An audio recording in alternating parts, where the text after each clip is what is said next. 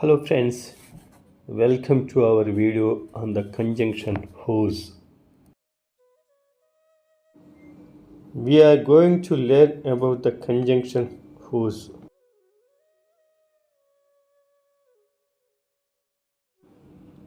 It's a special word we use to talk about who something belongs to.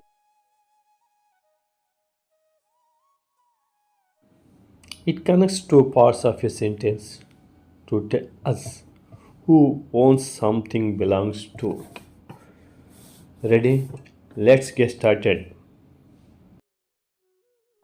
For example, I met a man whose hat is very unique, whose hair tells us that the hat belongs to the man.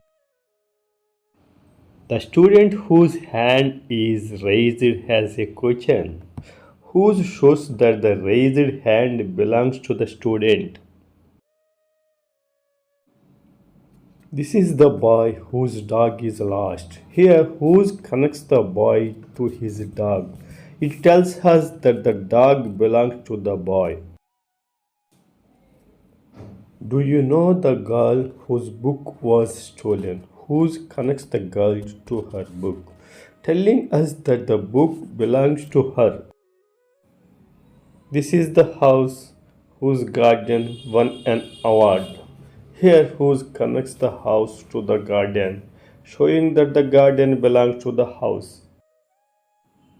She is the student whose project won first prize, whose connects the student to the project, showing the project belongs to her.